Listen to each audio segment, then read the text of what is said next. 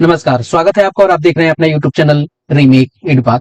आपने थंबनेल पर देखा होगा कि क्या जिसकी सेवा 5 साल हो गई उसका ऑटोमेटिक ट्रांसफर होगा या उसको ट्रांसफर लेना अनिवार्य होगा। कहने का मतलब है, अगर मैं बात करूं शिक्षक की जिसकी सेवा 5 साल हो गई, यानी वो 5 साल सेवा अपना दे चुका है, तो क्या उसका ट्रांसफर विभाग ऑटोमेटिक कर देगा?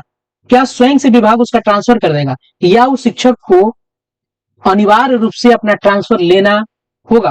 क्या उसे ट्रांसफर लेना अनिवार्य होगा? मैं बात कर रहा हूं बिहार राज्य शिक्षक स्थानांतरण नियमावली जो अभी आई है उसके परिप्रेक्ष्य में। तो हम इस वीडियो में इस इंफॉर्मेशन के तौर में जाएंगे और क्या है सत्यता उसकी पड़ताल करेंगे और क्या इसमें कोई पेच भी है इसकी जानकारी भी हम आपको देंगे। साथ ही साथ हम जानेंगे कि कब से होगा ट्रांसफर। हम जानेंगे इस वीडियो में कि क्या नियमावली के बाद सीधे ट्रांसफर हो जाएगा। मैं आपको ये बता दूं कि ये नियमावली आई है, तो क्या नियमावली आई और सीधे ट्रांसफर हो जाएगा इस शिक्षक को पोर्टल पे जहां से ट्रांसफर होना संभावित है, क्या वहां अब सीधे पोर्टल खुल जाएगी?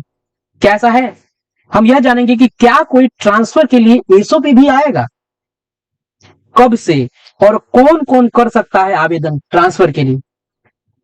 इन सारी बातों की जानकारी हम इस वीडियो के माध्यम से आप तक पहुंचाएंगे। हम आप तक ये भी पहुंचाएंगे कि क्या जिसका 5 साल हो गया उसका अभी क्या होगा, जिसका अभी 5 साल हो गया है उसका क्या होगा, जिसका 5 साल नहीं हुआ है उसका क्या होगा। इन सारी बातों की जानकारी इस वीडियो के माध्यम से हम आपको पहुंचाने जा रहे हैं। तो चलिए वीडियो को शुरू करते हैं और वीडियो को शुरू करने से पहले आपसे आग्रह करेंगे, पहली बार चैनल पे है तो चैनल को सब्सक्राइब कीजिए, कंटेंट पसंद आता है तो लाइक शेयर जरूर करेंगे। आइए जानते हैं और समझते हैं कि आखिर माजरा है क्या। हम जानते हैं कि 5 साल जिसकी सेवा हो गई है उसका ट्रांसफर ऑटोमेटिक होगा या उसको ट्रांसफर लेना अनिवार्य होगा, इसकी पड़ताल हम पहले करते हैं। तो चलिए हम चलते हैं इसके मूल सिद्धांत पर। ये आपके सामने नियमावली पड़ी हुई है जिसकी संख्या है 656 25/6/2026 को जारी हुआ है। अब चलते हैं इसके मूल सिद्धांत पर। इसका मूल सिद्धांत आपको है कंडिका 3 में, और कंडिका 3 में जो इसकी उप कंडिका 9-10 है वो सारी कहानी कह रही है। चलिए अब उस कंडिका पे हम चलते हैं। आपको मैं बता दूं कि 9 नंबर कंडिका आपके समक्ष है और 9 नंबर कंडिका आखिर कहता क्या है, इसको जान लेना जरूरी है। इसको जानना जरूरी है। ये क्या कह रहा है कि शिक्षकों का स्थानांतरण सामान्यतः जनरली उनके सेवा काल के प्रत्येक 5 वर्ष पर किया जा सकेगा।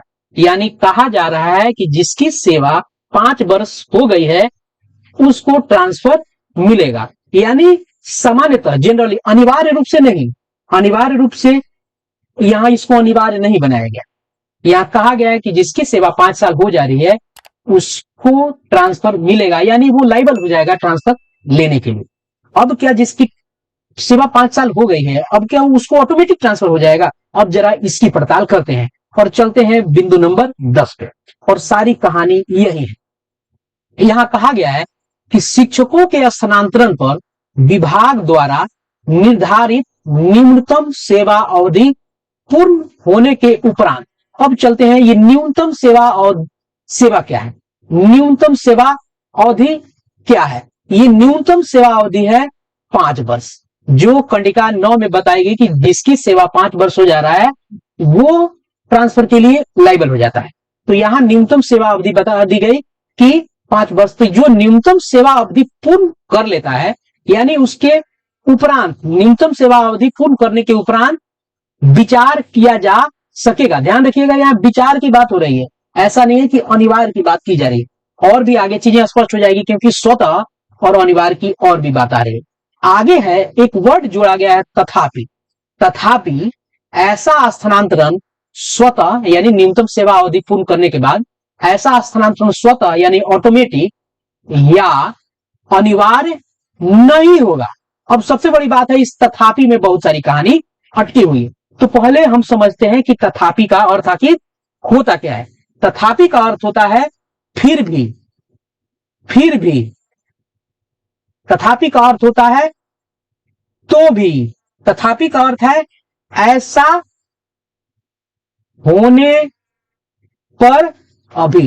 अब हम तीनों को यहां रखकर जरा इसको पढ़ते हैं और हम पढ़ते हैं फिर से। शिक्षकों के स्थानांतरण पर विभाग द्वारा निर्धारित न्यूनतम सेवा अवधि पूर्ण होने के उपरांत विचार किया जा सकेगा, यानी 5 वर्ष हो जाएगा तो विचार किया जा सकेगा। तथापि फिर भी, तो भी, ऐसा होने पर भी ऐसा स्थानांतरण स्वतः या अनिवार्य नहीं होगा, यानी 5 वर्ष पूर्ण करने के बाद भी अगर पूर्ण विचार किया जा सकता है, फिर भी ऐसा होने पर भी स्थानांतरण स्वतः और अनिवार्य नहीं होगा। कहने का मतलब यह है कि यदि आपने 5 साल अपनी सेवा की पूर्ण कर ली है तो आपका ट्रांसफर अनिवार्य रूप से नहीं होगा, आपका ट्रांसफर स्वतः नहीं होगा। आगे है 5 साल के बाद अगर 5 साल पूर्ण करते हैं नहीं होगा, तथा वह रिक्ति विद्यालय की आवश्यकता, मानक मंडल और शिक्षक की आवश्यक मानक प्रशासनिक आवश्यकता और छात्रों की शैक्षणिक हित के अधीन होगा। यहां कहने का मतलब है कि अगर आपने अपनी सेवा 5 साल पूर्ण कर ली है तो आपका ट्रांसफर ऑटोमेटिक नहीं होगा और नहीं आपका अनिवार्य रूप से ट्रांसफर करने के लिए आपको बाध्य किया जाएगा। यहां 10 नंबर बिंदु स्पष्ट कर रहा है। अब तो यह बात हो गई जिसने सेवा 5 साल पूर्ण कर ली। अब यहां यह बात है कि ये तो अभी कहानी आई है, ये कहानी अभी आई है, यानी नियमावली। तो नियमावली क्या है? नियमावली नीति है, यह प्रक्रिया नहीं है। यह समझिए, नियमावली जो है ये नीति है, प्रक्रिया नहीं है, ये प्रक्रिया नहीं है। चलिए इसमें थोड़ा आगे चलते हैं, बात करते हैं कि जिन लोगों का अभी 5 साल हुआ है उनका क्या होगा।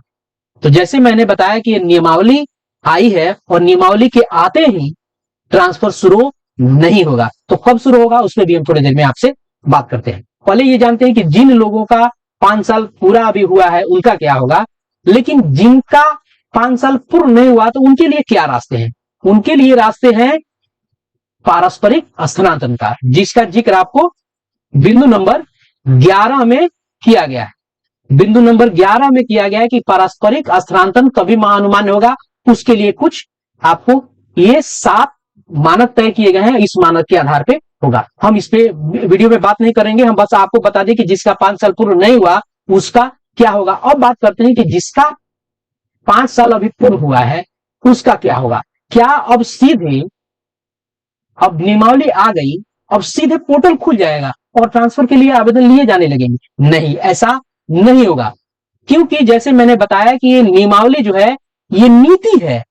अब इस नीति को लागू करने के लिए, नीति कैसे इंप्लीमेंट होगी, इसके लिए आपको प्रक्रिया आएगी और उस प्रक्रिया को कहा जाता है मानक संचालन प्रक्रिया, जिसका नाम है SOP, स्टैंडर्ड ऑपरेटिंग प्रोसीजर।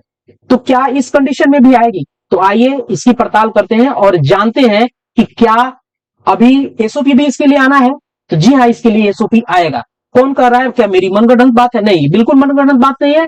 इस नियमावली में इसका जिक्र है और इसका जिक्र आपको कंडिका 3 के उपकंडिका 3 में है। यहां कहा गया कि कोई भी स्थानांतरण, ये तो नीति आ गई, उसके बाद यह है कि कोई भी स्थानांतरण विभाग द्वारा समय समय पर निर्गत मानक मंडल, इसके लिए एक मानक मंडल एक तय किया जाएगा, एवं उसके क्रियान्वयन यानी उसके एग्जीक्यूशन हेतु निर्गत मानक संचालन प्रक्रिया, इसी मानक संचालन प्रक्रिया को हम स्टैंडर्ड ऑपरेटिंग प्रोसीजर कहते हैं, के अधीन किया जा सकेगा। इसका मतलब स्पष्ट है कि यह स्थानांतरण की जो नीति आई है, इस नीति के आधार पर, क्योंकि ये बैकबोन है, यही आधार है, और इसी बैकबोन पर, इसी कसौटी पर रखकर एक प्रक्रिया लाई जाएगी और उस प्रक्रिया के अधीन आपको डेट, तिथि इत्यादि तय किया जाएगा और तब पोर्टल खुलेगा। इसीलिए भी पोर्टल नहीं खुला है और लोगों को ट्रांसफर के लिए अभी आवेदन करने के लिए सुविधा नहीं मिल रही है, क्योंकि अब एक SOP आएगा और SOP का जिक्र इस कंडिका 3 के उपकंडिका 3 में किया गया है। तो SOP आएगा और SOP कब आएगा? यह SOP आपको अगले हफ्ते आने की संभावना जताई जा रही है, और यह संभावना जताई जा रही है क्योंकि आज मुहर्रम की छुट्टी है, कल शनिवार है, परसों इतवार है, उसके बाद सोमवार या मंगलवार तक एसओपी आने की संभावना है और एसओपी आएगा। और एसओपी सिर्फ एसओपी ही नहीं आएगा, अब नियोजित शिक्षकों के लिए भी गाइडलाइन, उनके ट्रांसफर के लिए भी बहुत जल्दी आपको देखने को मिल जाएगा। तो इंतजार कीजिए, इस महीने के अंत में या अगले महीने के पहले सप्ताह में आपके हाथ में एसओपी होगा और गाइडलाइन की पूरी प्रक्रिया आ जाएगी। और जिन लोगों का 5 साल पूर्ण हो गया है उनका, क्योंकि नीति कह रही है कि अनिवार्य रूप से उनका ट्रांसफर नहीं होगा, तो उनका अनिवार्य रूप से ट्रांसफर नहीं होगा, लेकिन उनके लिए एसओपी में क्या कहा जा रहा है कि क्या आपका 5 साल पूर्ण हो गया, चूंकि आप अपने गृह क्षेत्र में है, यहां एक बड़ी बात निकल के आई है गृह क्षेत्र में। तो इस गृह क्षेत्र से बाहर करने के लिए, क्योंकि नियमावली की एक व्यवस्था गृह क्षेत्र में नहीं होना है, यानी महिला को अपने पंचायत में और पुरुष को अपने प्रखंड में, तो किस इसको आधार बना के क्या एसओपी में इस तरह की प्रक्रिया लाई जा रही है कि आप अगर अपने गृह क्षेत्र में है तो आप आवेदन करें, आप अपने गृह क्षेत्र में नहीं रहेंगे, ऐसा नीति में निर्धारित किया गया है। अगर ये नहीं भी होता है तो समानुपातिकरण जो होगा, रेशनलाइजेशन, उसमें स्थिति थोड़ी सी बिगड़ेगी, क्योंकि शिक्षा मंत्री ने भी आगाह किया है कि उसमें थोड़ी तकलीफ शिक्षकों को हो सकती है। लेकिन अभी स्पष्ट रूप से नहीं कहा जा सकता, क्योंकि जब तक एसओपी नहीं आता है कुछ भी कहना आपको सही नहीं रहेगा। तो यह बस जरूर जान लिया कि अभी ओपन नहीं होगा पोर्टल जब तक एसओपी नहीं आएगा, और ये अगले हफ्ते आने की इसकी संभावना है। तो इस वीडियो में इतना ही, मिलते हैं जल्दी ही नए कंटेंट और नए इंफॉर्मेशन के साथ। विश्लेषण पसंद आया तो लाइक शेयर जरूर कीजिएगा। अपना ख्याल रखिए। जय हिंद।